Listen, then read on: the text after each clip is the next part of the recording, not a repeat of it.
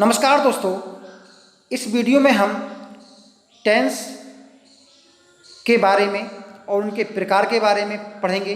साथ ही में टेंस का बेसिक कंसेप्ट जानेंगे ताकि हमको टेंस की मोटी मोटी रूपरेखा याद हो जाए और हमारा टेंस की जो समझ है वो डेवलप हो जाए। हिंदी में टेंस और टाइम दोनों के लिए काल कहा जाता है, लेकिन इंग्लिश में टेंस और टाइम दोनों अलग अलग हैं। टाइम से समय का पता चलता है और जबकि टेंस वर्ब का वह रूप है जिससे कार्य के होने के समय का पता चलता है। There are 3 types of tenses.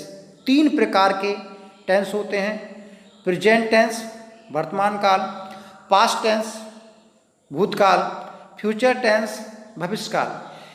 इनमें हर एक टेंस के अपने 4 भाग होते हैं: इंडेफिनिट, कंटिन्यूअस, परफेक्ट और परफेक्ट कंटिन्यूअस। इस प्रकार हमारे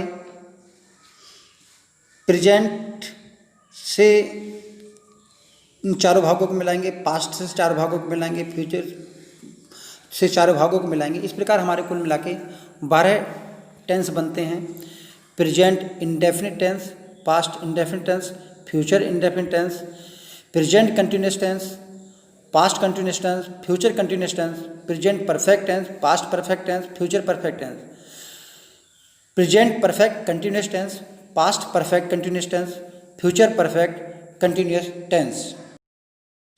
अब हम टेंस के बेसिक कंसेप्ट की बात करते हैं, जिससे मोटे तौर पर हमें टेंस की रूपरेखा का पता चलता है। 2-4 बातें हैं जिनको हम सीख लेंगे तो कंसेप्ट क्लियर हो जाएगा। पहली बात,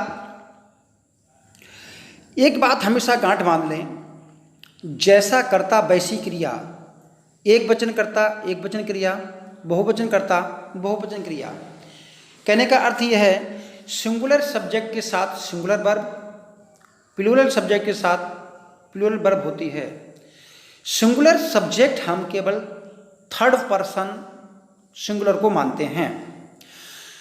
अब हम जानते हैं कि नाउन जो हमारा सब्जेक्ट होता है उसको हम प्लूरल बनाते हैं, बहुवचन बनाते हैं, तब हम एस या ईएस लगाते हैं। जैसे बॉय सिंगुलर है, इसका प्लूरल बॉयस हुआ एस लगा करके। काऊ, काऊ का प्लूरल काउस हुआ। मैंगो, मैंगोज का प्लूरल ईएस लगा के मैंगोज हुआ। लेकिन वर्ब के मामले में कुछ उल्टा है। वर्ब की जो फर्स्ट फॉर्म यानी कि जो वर्ब की बेस फॉर्म होती है वो आपकी प्लूरल मानी जाती है।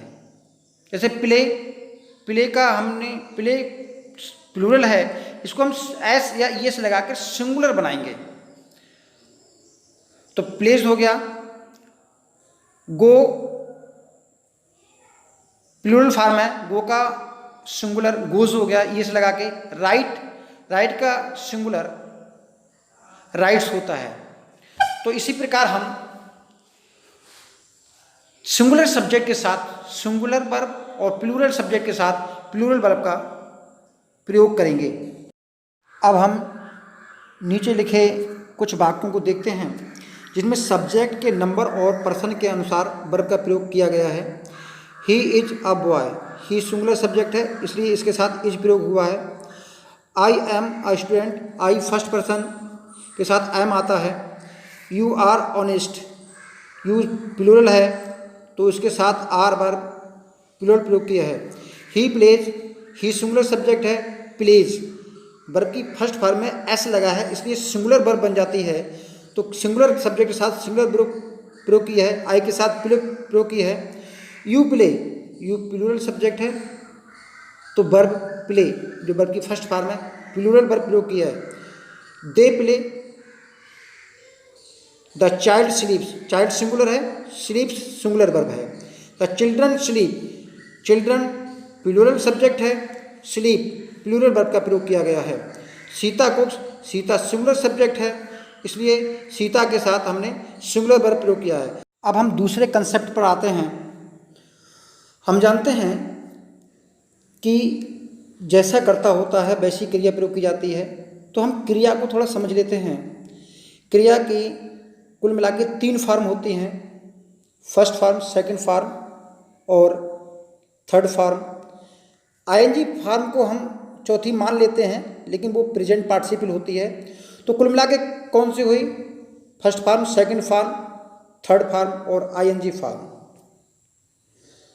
तो गो वर्ब का उदाहरण लेते हैं। गो वर्ब की फर्स्ट फॉर्म है, वेंट वर्ब की सेकंड फॉर्म है, गॉन थर्ड फॉर्म है और गोइंग आईएनजी फॉर्म है।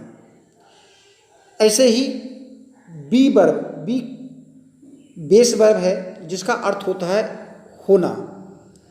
बी अपने ग्रामर में, इंग्लिश ग्रामर में ऐसी वर्ब है जिसकी सबसे ज़्यादा फॉर्म होती हैं, 8 फॉर्म। बी एक, इसकी बी की फर्स्ट फॉर्म होती है इज, एम, आर, 3 ये हो गई 4, वॉज वर्ब 2 ये हो गई 6, बीन और बीन, कुल मिला के 8 फॉर्म होती हैं।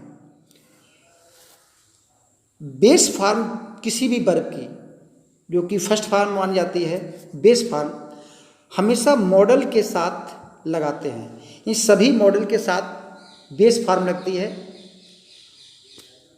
अगली बात पे आते हैं, वर्ब की first form present indefinite tense में लगाई जाती है। ध्यान रखें, वर्ब की first form present indefinite tense में लगाई जाती है। वर्ब की second form past indefinite tense में आती है। वर्ब की थर्ड फॉर्म सभी परफेक्ट टेंस में हैव की रूप के साथ आती है। और आईएनजी फॉर्म जो होती है वो सभी कंटिन्यूअस टेंस में बी की विभिन्न वर्ब के साथ प्रयोग करते हैं। नंबर 3, इसी प्रकार हम प्राइमरी जो हेल्पिंग वर्ब्स हैं हमारी, जिसमें डू बेस फॉर्म है, तो डू की डू, डज, डिड, ये इंडेफिनिट टेंस में प्रयोग होती हैं, पास्ट और प्रेजेंट के इंडेफिनिट में।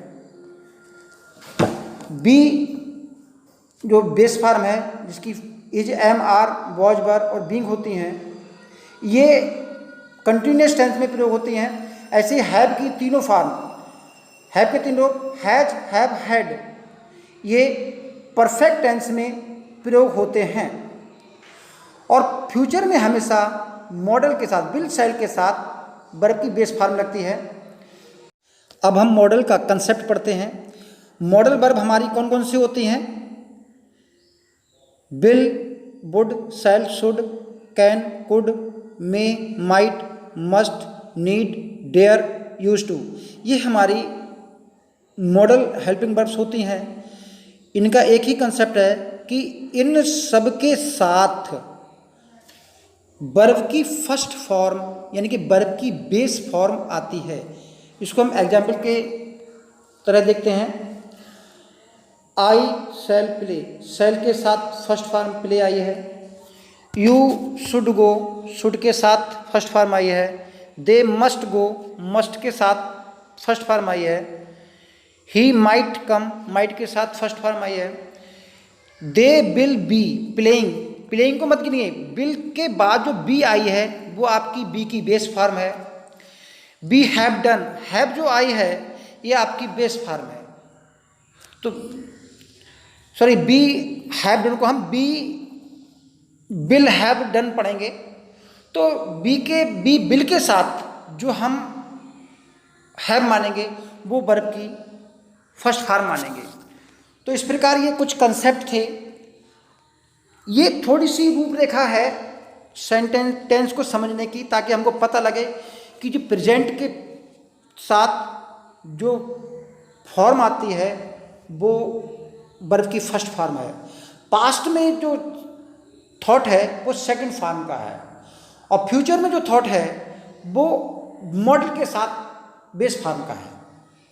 और वैसे तो जब हम ऑक्सिलरी वर्ब के साथ, हेल्पिंग वर्ब के साथ लगाते हैं तो वो टेंस के अनुसार लगती हैं। तो बेसिक कंसेप्ट वही है, present first form, past second form और फ्यूचर में मॉडल के साथ बेस फॉर्म। अब हम इस अगले वीडियो में बोर्ड पर टेंस को डिस्क्राइब करके पढ़ेंगे, टेंस को समझ के पढ़ेंगे। Thank you and all the best.